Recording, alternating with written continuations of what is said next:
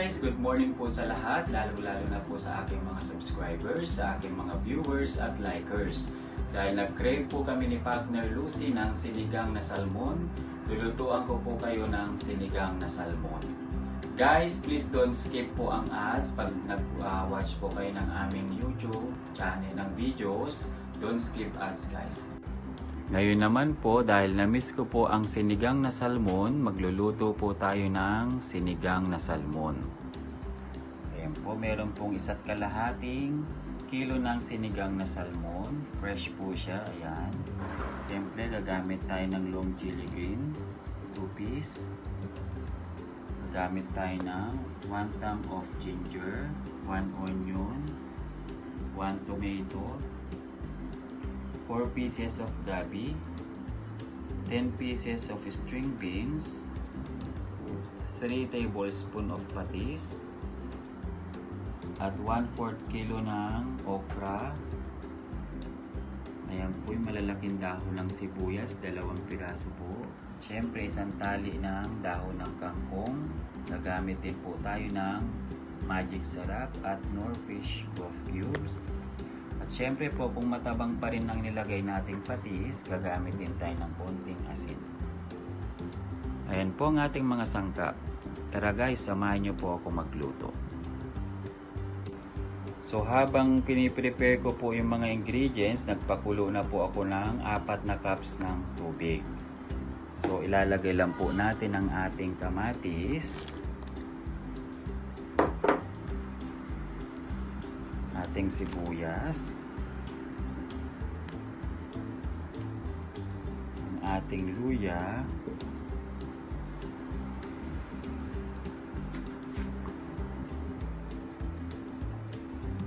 siyempre po ang ating patis para lumasa na ang ating ingredients at siyempre ang ating pangsasabaw. So, hintayin lang natin kumulo muna siya. Pakuluan po muna natin ang ating nilagay na ingredients. Ayan po, so kulong-kulo na po siya. Dahil matigas po itong gabi, ito muna po ang ilalagay natin. Ayan. Lutuin lang po muna natin ang ating gabi. Unahin natin siyang ilagay. So, 2 minutes po, lutuin lang muna natin ang ating gabi ng 2 minutes.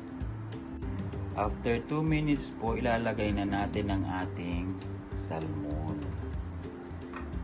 Ayan.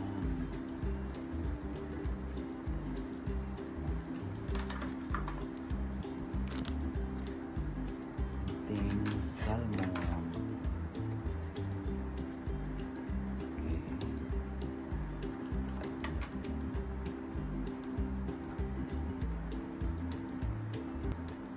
Siyempre, ang ating fish broth cubes para lalong lumasa ang ating sinigang.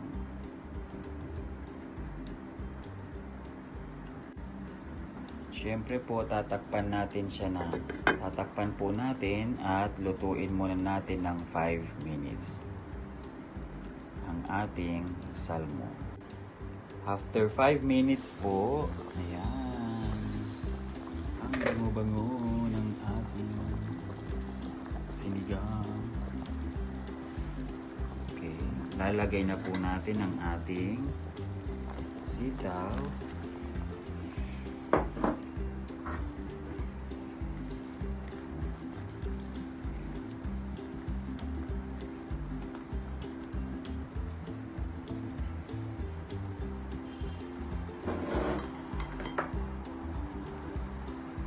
Tatakpan po uli natin at lutuin ng 2 minutes ang sitaw.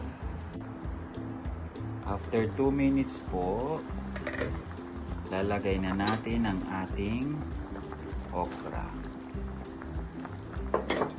Ayan. Kung napapansin nyo po, ang ating okra, ayan, kaya hindi ko po tinanggalan ng yan, yung head niya para hindi po gaano maglaway-laway ang ating okra. Ayan. Siyempre po, takpan uli natin at lutuin ng 2 minutes. After 2 minutes po, ayan, lalagay na po natin ang ating magic sarap.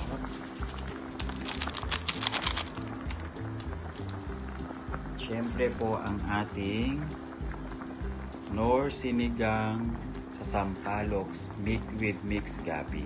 Yan, para lalong sumarap ang ating sinigang na salmon.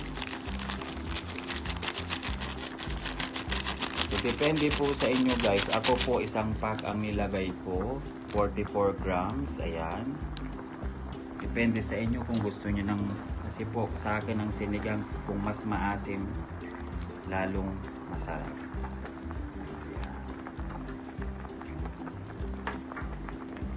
Siyempre, lalagay na rin po natin ang ating dahon ng kangkong. Wow, yan po, ang dami rin po dahon ng kangkong. Nilagay ko na po lahat ng isang tali para lalong masarap ang ating sinigang.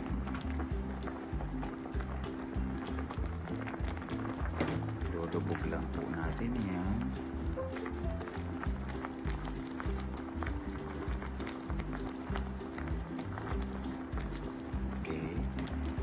Siyempre po ang ating sili, lagay na natin, at ang ating dahon ng sibuyas, malalaking dahon ng sibuyas. Siyempre tatakpan uli natin ng 2 minutes at lutuin. Yan, ayan po. After 2 minutes po, ayan, bango. Luto na po ang ating sinigang na salmon. Ayan. Sarap.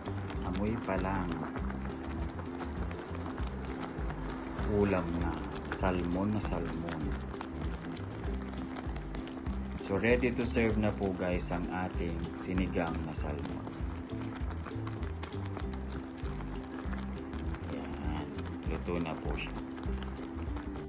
Ito na po guys ang aking sinigang sa salmon. Ayan. Thanks for watching guys. Please don't forget to subscribe, likes, and share all my videos. Huwag po natin skip ang ads guys. Please po, don't skip ads. God bless us always.